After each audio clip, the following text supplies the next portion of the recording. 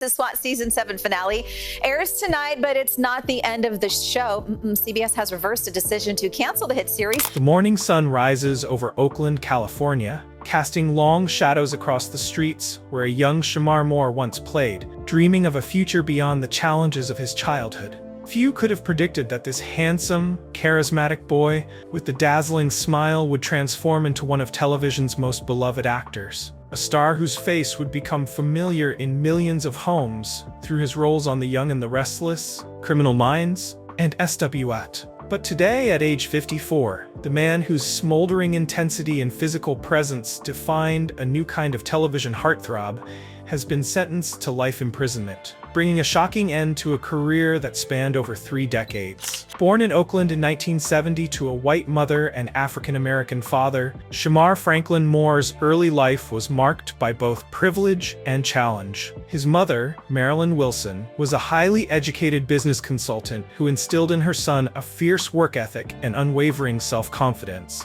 When Moore was just an infant, his family moved to Denmark and later Bahrain, exposing him to diverse cultures and perspectives that would shape his worldview. "My mother taught me that I could be anything," Moore has often recalled in interviews. "She never saw color as a limitation, and she made sure I didn't either. She was my rock, my everything." When his parents divorced, Moore returned to the United States with his mother, settling in Chico, California. As a biracial child in the 1970s and 80s, he often struggled to find his place, neither fully accepted in white or black communities. This experience of existing between worlds would later inform his approach to acting, allowing him to bring nuance and authenticity to characters from diverse backgrounds. "I'm not just black, I'm not just white. I'm both," he once explained. "That used to feel like being nowhere, but I came to realize it actually meant I could be anywhere. Connect with anyone. That's a gift." A natural athlete, Moore excelled in baseball during his time at Santa Clara University, where he majored in communications. His dreams of a professional sports career were derailed by injury, but this setback ultimately led him toward his true calling. With his striking looks, Moore began modeling to pay for college expenses, appearing in advertisements and fashion spreads that caught the attention of entertainment industry insiders. In 1994, Moore landed the role that would launch his acting career, Malcolm Winters, on the daytime soap opera The Young and the Restless. What could have been a brief stint as eye candy evolved into an 8-year run that earned him 8 NAACP Image Awards and a Daytime Emmy. Moore brought depth and complexity to Malcolm, transforming him from a supporting character into one of the show's most popular figures. "Soaps taught me everything about acting," Moore later reflected. "You shoot 60 to 80 pages a day, no second takes, no room for mistakes. It's the most grueling training ground for an actor, but if you can master that, you can handle anything." That training would serve him well when he joined the cast of Criminal Minds in 2005 as FBI agent Derek Morgan. For 11 seasons, Moore's portrayal of the tough but emotionally intelligent profiler made him a fan favorite and cemented his status as a television star. His chemistry with co-star Kirsten Vangsness, who played tech analyst Penelope Garcia, became one of the show's most beloved dynamics, with their flirtatious banter providing moments of lightness amid the show's dark subject matter. "Derek Morgan wasn't just a role for me," Moore once said. "He represented something important, a black man who was strong but also vulnerable, intelligent, and compassionate. I took that responsibility seriously." When Moore left Criminal Minds in 2016, fans mourned the loss. But he quickly rebounded with the lead role in SWAT, playing Sergeant Daniel Hondo Harrelson, a locally raised SWT sergeant torn between loyalty to the streets and duty to his fellow officers. The series, which premiered in 2017, allowed Moore to showcase both his physical prowess and his dramatic range, while addressing timely issues of race, policing, and community relations. Throughout his career, Moore maintained a carefully cultivated public image, charming, flirtatious, and perpetually single, though linked to various beautiful women over the years. His social media presence featured a mix of shirtless workout photos, behind-the-scenes glimpses of his shows, and heartfelt tributes to his mother, who battled multiple sclerosis for many years before her death in 2020. "My mom is my heart, my strength, my weakness, my light," he wrote following her passing. "I don't know life without her love and guidance." but I know she's still with me, still pushing me to be my best self. That public persona, the devoted son, the hard-working actor, the playful flirt who called his female fans baby girls, made the allegations that emerged in early 2023 all the more shocking. Now, in a stunning development that has left the entertainment industry reeling, Shemar Moore has been sentenced to life imprisonment following his conviction on multiple charges of sexual assault, kidnapping, and attempted murder. The case, which has unfolded over the past 14 months, has revealed a pattern of predatory behavior that stands in stark contrast to his carefully maintained public image. According to court documents, Moore used his celebrity status, physical strength, and charm to target young women, particularly aspiring actresses and production assistants working on his shows. Prosecutors presented evidence of a sophisticated operation in which women were isolated, drugged, and assaulted, with some allegations dating back to his early days on Criminal Minds. The defendant created and maintained two distinct personas, stated lead prosecutor Elena Ramirez during the trial. The public one, charming, flirtatious, but ultimately respectful, served as cover for the private predator who systematically identified, isolated, and victimized vulnerable women for nearly 2 decades. The investigation began after a production assistant on SWAT came forward with allegations in 2022, which prompted authorities to uncover evidence of numerous other victims. Many had remained silent for years, believing their stories would not be believed against the word of a beloved television star with a carefully crafted image of respectability. "He told me no one would believe me," testified one victim, identified in court only as JL. He said, "I'm Derek Morgan. I'm Hondo. I catch the bad guys. I'm not one of them." And for years, I believed him. The trial featured testimony from 11 women whose stories revealed a consistent pattern of manipulation, coercion, and violence. Digital evidence, including text messages and videos found on Moore's devices, corroborated many of their accounts. Particularly damning was a series of recordings in which Moore could be heard threatening women who had attempted to speak out. Throughout the proceedings, Moore maintained his innocence, with his defense team attempting to portray the accusations as consensual encounters being reframed in the wake of the #MeToo movement. This strategy backfired dramatically when several victims produced contemporaneous communications with friends, family members, and therapists, documenting their experiences. The jury deliberated for just 4 hours before returning guilty verdicts on all counts. At the sentencing hearing, Judge Raymond Chen delivered a scathing assessment before announcing the life sentence. "Mr. Moore, you have used your considerable charm, your physical presence, and your cultural status not just to entertain, but to create a facade behind which you have committed terrible acts," he stated. "You portrayed heroes on screen while behaving as a predator off-screen. The severity and calculated nature of your crimes leave this court no choice but to impose the maximum sentence allowed by law." The sentencing has sent shockwaves through Hollywood, where Moore had been respected as a hardworking professional and admired as one of the few black leading men on network television. Many colleagues have expressed feelings of betrayal and confusion as they reconcile the colleague they thought they knew with the criminal revealed in court. "I'm still processing this," said former Criminal Minds co-star Matthew Gray Gubler in a brief statement. "My heart goes out to the victims who suffered in silence for so long. Their courage in coming forward is the only light in this darkness. For the victims, the verdict represents long-delayed justice. Today doesn't erase what happened to us," said one woman who asked not to be identified, "but it validates our truth. For years, he thought his fame would protect him. Today proves that no one is above accountability." CBS and Sony Pictures Television, producers of SWAT, have announced the series will continue with a new lead actor, while reruns of Criminal Minds, featuring Moore, have been pulled from several streaming platforms pending careful consideration of how to address this situation respectfully for all involved.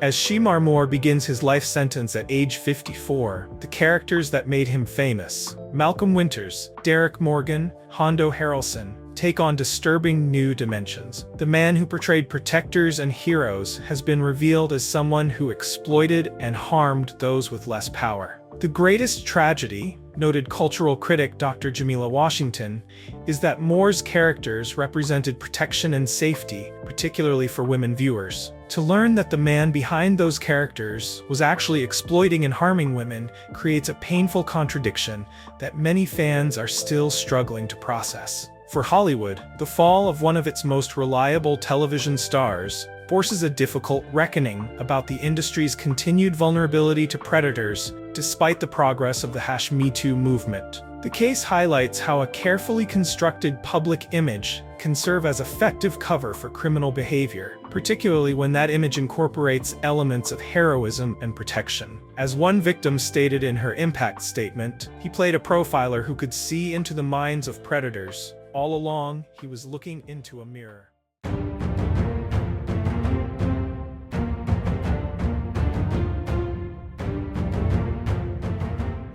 The morning sun rises over the small town of Blackville, South Carolina, casting long shadows across the weathered buildings that line the main street. In one modest home, a young boy named Marvin Cease sits at an old upright piano, his fingers dancing across the keys as gospel melodies fill the room. His voice, already rich with emotion beyond his years, soars above the music. The church ladies nod in approval. This child has been blessed with a gift. This boy would later become known to the world as Marvin Cease, the Candy Licker, one of the most controversial and successful figures in Southern soul and blues. But today, at age 75, the man whose raw, explicit lyrics once scandalized and revolutionized the blues world has been sentenced to life imprisonment, bringing a shocking end to a career that spanned over 5 decades.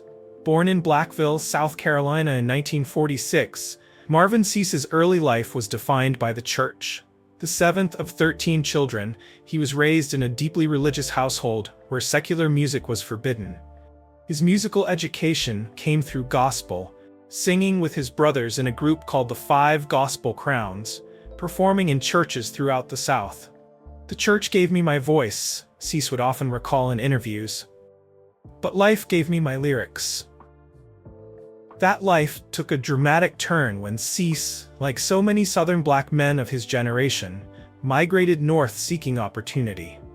Settling in New York City in the 1960s, he found work as a hotel janitor while pursuing his musical dreams at night. The strict religious boundaries of his childhood began to fall away as he discovered the vibrant, uncensored world of blues and R&B. "When I left South Carolina, I was singing for the Lord," he once said with his characteristic chuckle.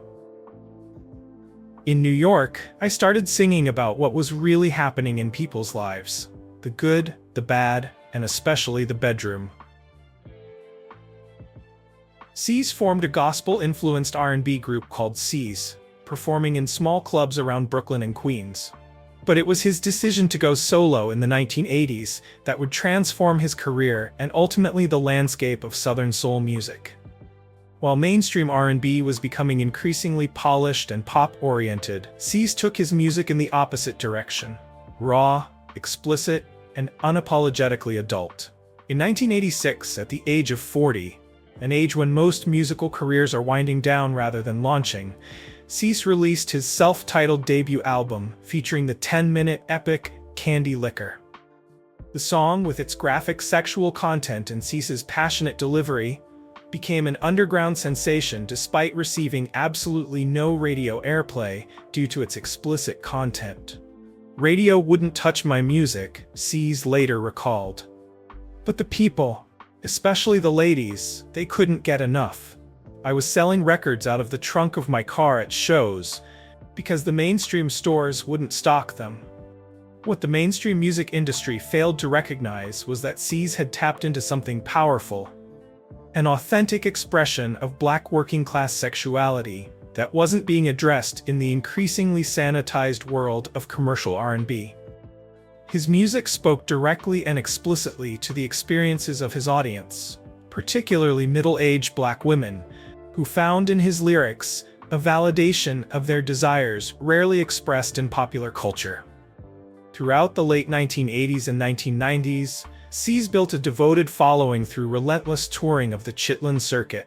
the network of clubs, theaters, and venues that catered to Black audiences throughout the South and Midwest. His shows became legendary.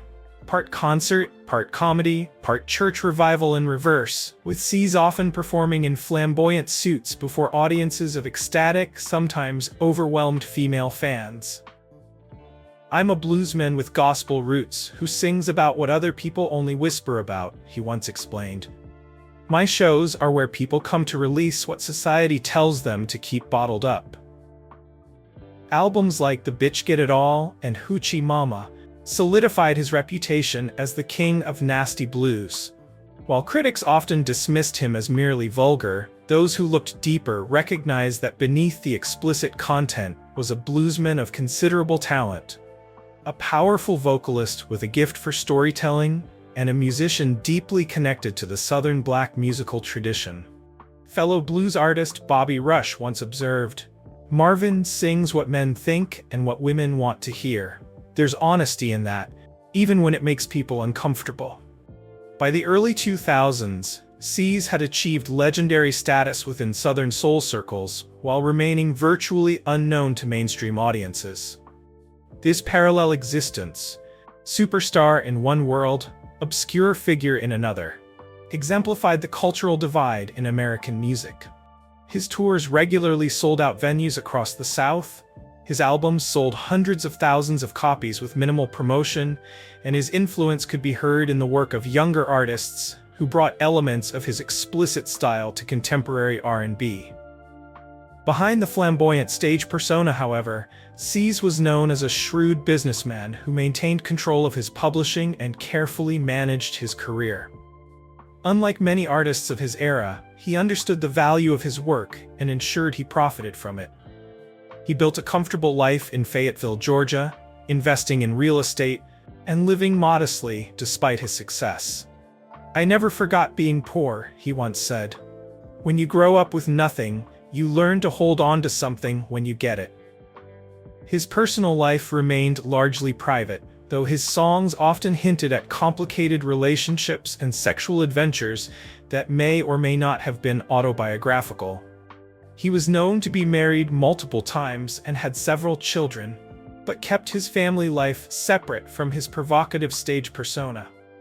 Now, in a stunning development that has shocked fans worldwide, Marvin C's has been sentenced to life imprisonment following his conviction on multiple charges of sexual assault and trafficking. The case, which has unfolded over the past 18 months, has revealed a pattern of predatory behavior spanning decades, a dark shadow beneath the suggestive but consensual world portrayed in his lyrics. According to court documents, C's used his position of fame and influence to prey upon vulnerable young women, particularly aspiring singers who sought his mentorship. Prosecutors presented evidence of a sophisticated operation in which young women were recruited, manipulated, and ultimately exploited, with some allegations dating back to the early 1990s. The defendant created two personas, stated lead prosecutor Janelle Harris during the trial. The public one, outrageous but ultimately harmless, served as cover for the private predator who systematically abused his power and fame to victimize women for decades. The investigation began after a former backup singer came forward with allegations in 2021, which led authorities to uncover evidence of numerous other victims. Many had remained silent for years, believing their stories would not be believed against the word of a beloved cultural figure. "He told me no one would believe me over him," testified one victim, identified in court only as TM. "He said, 'I sing about this stuff openly. Everyone will just think you were willing.' And for years I believed him." The trial featured testimony from 16 women, whose stories revealed a consistent pattern of manipulation, coercion, and exploitation. Digital evidence, including text messages and recordings found on C's devices, corroborated many of their accounts. Particularly damning was a series of recordings in which C's could be heard threatening women who had attempted to speak out. Throughout the proceedings, C's maintained his innocence, with his defense team attempting to portray the accusations as consensual encounters being reframed in the wake of the #MeToo movement. This strategy backfired dramatically when several victims produced contemporaneous journal entries and communications with friends and therapists documenting their experiences. The jury deliberated for just 6 hours before returning guilty verdicts on all counts. At the sentencing hearing, Judge Elaine Carpenter delivered a scathing assessment before announcing the life sentence. "Mr. Cease, you have used your considerable talents not just to entertain, but to create a smokescreen behind which you have committed terrible acts," she stated. "Your songs portrayed a world of consensual adult sexuality, but your actions revealed you as a predator who targeted the vulnerable and exploited your position of power in the most heinous ways." The sentencing has sent shockwaves through the Southern Soul community, where Cease had been revered as a pioneer and elder statesman. Many fans have expressed feelings of betrayal and confusion as they reconcile the music they loved with the crimes of its creator. "I don't know how to feel," said longtime fan Desiree Williams outside the courthouse. "His music was the soundtrack to so many important moments in my life. Now I don't know if I can ever listen to it again without thinking about what he did to these women." For the victims, the verdict represents long-delayed justice. "Today doesn't erase what happened to us," said one woman who asked not to be identified. "But it does validate our truth. For years he thought his fame would protect him. Today proves that no one is above accountability." Music historians now face the complex task of reassessing Cease's legacy. How to acknowledge his undeniable influence on Southern soul while reckoning with his crimes. His case joins a growing conversation about separating artists from their art, particularly when that art, in retrospect, may have served as a form of hiding in plain sight. As Marvin Cease begins his life sentence at age 75, the explicit songs that made him famous take on disturbing new dimensions. The man who once sang so openly about adult sexuality has been revealed as someone who violated the very consent that was implicit in his musical persona. "The greatest tragedy," noted blues historian Dr. Marcia Coleman, "is that Cease's music represented sexual freedom and agency for many listeners, particularly Black women. To learn that the man behind that music was actually exploiting and violating women's agency creates a painful contradiction." For the Southern soul community, the fall of one of its icons forces a difficult reckoning. The music that soundtracked countless backyard barbecues, blues clubs, and intimate moments now carries the taint of its creator's crimes. As one victim stated in her impact statement, "He sang about desire, but what he really wanted was power and control. Today, that power is finally taken away from him forever."